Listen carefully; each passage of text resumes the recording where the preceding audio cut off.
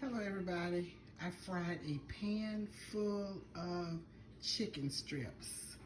They are tasty.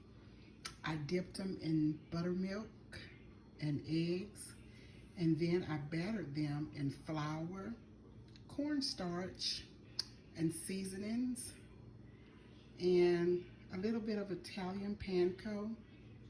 Fried them on stovetop, and here they are, battered chicken strips, and they are delicious. Thank each and every one of you for popping in. Please subscribe, share, like, ring that notification bell to be reminded of uploads. This is Patti, Patti's Southern Kitchen, and I will talk to you guys on the next video. Bye now.